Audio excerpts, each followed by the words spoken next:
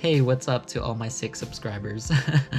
So I'm doing this video to show you all the gear that I have in my camera bag and some gear that doesn't fit in there literally, just because I have to kind of pick and choose just because I have too much stuff currently. I gotta go through my gear.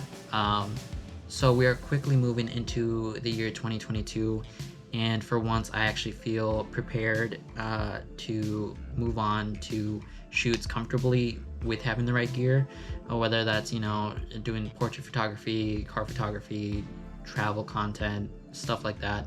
Also, just know that my gear has taken a lot of time to get. You know, none of it just happened overnight. I had to work hard and overtime and compromise and sell and buy used and stuff like that. So it definitely took a lot of time. But with all that being said, let's move on. Let's get into the gear and let's just see how ready I am going to be for the new year. Alright, so first on my list is the Sony a7 III. It's first just primarily just because I use this the most, obviously. I got this with the kit lens. I probably got it a year ago. At the time, I probably paid close to $2,000, a little over $2,000 for this. I think I did get it a few days before Black Friday, so there was a deal on this. The standard kit lens that it came with was the 28 to 70 millimeters. Currently I also tricked it out with this new skin. So the skin itself, I got it off of Alpha Guard. If you haven't heard of them, they do some really good skins. These, if you take them off, they leave no residue behind, no glue, nothing like that. I just got the blue camo. I'm not actually sure what it's called, but this one stuck out to me the most. Blue happens to be one of my favorite colors, and I just wanted to pop out, you know, make it look a little different. One of my favorite things about the Sony cameras is this orange ring dial thing here. I don't know why they made it orange, but it's always been super interesting to me. I actually sold my old camera to get this one, so I actually pawned it. I had a I think I had like a Nikon Z50, which, you know, could be a good camera. It was fine with me, but you know, I would always be on YouTube. I'd actually be looking at other people making content, and they use this. You know, there's a specific photographer, videographer that has really good content, and they use Sony a lot. They swear by Sony, so I actually got hooked on it because of them. So, but overall, in general, you know, I love Sony. I don't plan on switching anytime soon, anything else. So I also have a wide variety of lenses, I'd say. I think one of my favorites would have to be the Sony 70-200 f.4. You're not sure why. I mean, I think I just love the color. They made it white and black. I don't know. It just stands out differently from the rest. I don't have a skin on this yet. I plan to, maybe at some point. This one just, it has been really good to me. It's got that reach. It looks nice. It's good. It's been good to me. You know, usually this would be my number one choice if I were to go to a new city and I'm doing street photography or do anything like that. I actually use this in San Francisco. It's in the very first video I've ever posted, and I don't plan on getting rid of it anytime soon. It's a very versatile lens, and I love this one. But actually, my favorite lens, this is a Sony 35mm f1.4. It's actually my favorite lens. I always have this on there.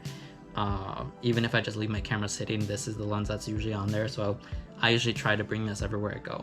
Now the Sony 70-300mm f4.5 to 5.6. This is actually, it's got a little bit more reach than my other one here.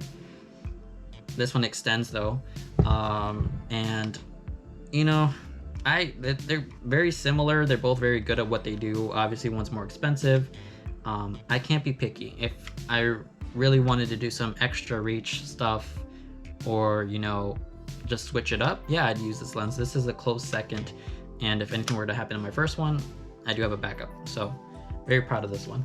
This lens is a wide angle lens, and this happens to be one of my favorites in my gear.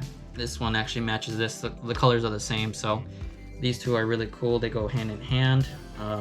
Usually I'll take this with me if I'm doing city photography, if I'm doing car photography. Really love getting those low angle shots. This is really good for that. This one right here, 85 millimeter. I'm actually not a big fan. This is actually the least used lens that I have.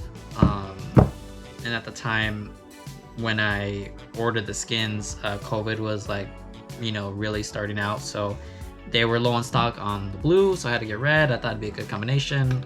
Like Spider-Man colors, it doesn't look good.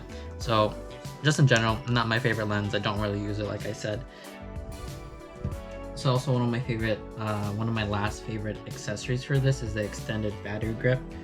This is right here. This one doesn't have a skin on it. Probably get one in the future. But essentially I love to take this when, you know, basically for vacations or travel, you know, content, I guess. This battery on here lasts me pretty much all day, 100%. Don't really have an issue with it if it's like a 1 hour, couple hour shoot. But this, it's nice, like if you're, you know, out vacationing and you don't want to go back to the hotel to swap out cameras, if you don't want to be constantly charging this like in the car or, you know, wherever you are, this comes in handy a lot. Fits in right there. It is a little big, it is a little bulky, it is a little heavy after a while, but it's definitely worth it. Pods, I have this Gorilla Pod. It's been okay, it's been pretty decent. It'll wrap around, so if you're shooting somewhere with like a railing or, you know, somewhere where you need to be adaptive, these will wrap around anything pretty much. It's decent, you know. I wouldn't put this on my camera with like the longest lens. It tips over. I've tried it, and it's okay for what it does, you know, but I don't really use this often, if I have to be honest. But you know, I take it with me on occasion. So now this is my primary tripod. It's I got this from Best Buy Joby. It's probably like one of the more expensive tripods that they have. I use it actually almost every day, I would say, and it's a good material. So it's a good material. I like the colors. It hasn't broken down on me. I've had probably 2 others from Best Buy and they actually weren't that great, so I decided to go ahead and just cough up a little bit more money and get this. It's been pretty nice. It's lightweight, so it's not heavy at all. All right, gimbals. So this is my Ronin SC2. I've had this for almost about a year or 2. This is a really nice gimbal. I really do love it. I don't really use it as often. I will mostly use GoPro stuff, and I'll mostly do photography. I won't really use my Sony A7 for videography. Just in general, I mostly do photography, but I do use this. I do like it. The videos I've gotten in here so far are crisp. They're nice. They're smooth. You know, it stabilizes it. It's actually not that expensive. So this is my DJI Mini 2. I actually got the Fly More combo just because the extra batteries, I got everything else. I live in Minnesota, so days can get pretty windy here. So this doesn't hold up the best in wind. It's very lightweight, so it does get pushed around a lot. Sometimes I notice that it'll struggle to stay in place or where I want it to be. You know, I mean, it's fine. It gets the job done, but I didn't want to shoot for anything else. It's really cool. It came with a carrying case. You know, it came with extra batteries. You know, shoots in 4K. The Fly More combo gets you a carrying case. It gets you extra batteries, extra propellers. You know, so the runtime on this when you fly it is actually pretty good once you factor in how many batteries you get with it. Now, this is the most recent addition to all the gear that I have. This is the DJI FPV drone, and DJI came out with this, and it seemed easy. It seemed I had a little bit of experience with drones. I've had a few different ones. I've just never had any FPV ones. You know, I just kind of like that bird's eye view when you're flying it, and I thought it'd be pretty interesting. So I thought, you know, I'd use this for cool shots, transition shots, anything that I'm planning on using, and I'd use this for more photography, drone photography. But either way, they're both gonna get the job done. I have both of these. I just gotta pick and choose what I'm gonna do. So with this FPV2, gotta protect it. It was a big chunk of change. So I actually wanted this for a while, but luckily I waited a little bit just because Black Friday was around the corner. I waited. They took off about $300 off for the Black Friday deals. You know, I thought, why not go for it? It might not get cheaper than this. So I got this. This itself is gonna need its own carrying case. So I found this bad boy right here. It's pretty good. It's waterproof, shockproof, all that stuff. So the best part is actually inside. It comes out with all the cutouts necessary. So it's got your drone, goggles, controller. It's got everything in there. So So for photography, one of the hardest things that I struggle with is long exposure. It takes me a long time to get into that, into setting up the ISO and setting up, you know, the shutter speed, all of that. It for me, I don't know why it's a challenge, but something that makes long exposure super fun is this Sunpack light stick. So I use this for all of it. My favorite color when I use this is blue, so I'll tend to use this to create some long exposures. I did it in one of my last videos too. It's actually pretty cool. You can get pretty creative with these. You can also do long exposure with drones, so you know, maybe I'll do that in the future. So it does have this little screw in here that you can hook it up to a tripod, so you can leave it there for light. Sometimes I use it for lighting for my videos, but it's good. It's got a battery. You got to recharge some batteries in here. So one of the last few things here is my MacBook Pro. I use this to edit all my videos. I use it to edit everything in Lightroom. This actually was on a good deal just not too long ago. Actually decided to pay a little bit more to get the M1 chip option, and I did. But the M1 chip really stepped it up because everything it's doing now is kick-ass, but you know, I couldn't imagine not having the M1 chip. Like, it already does a great job, but there are some areas that it could improve on.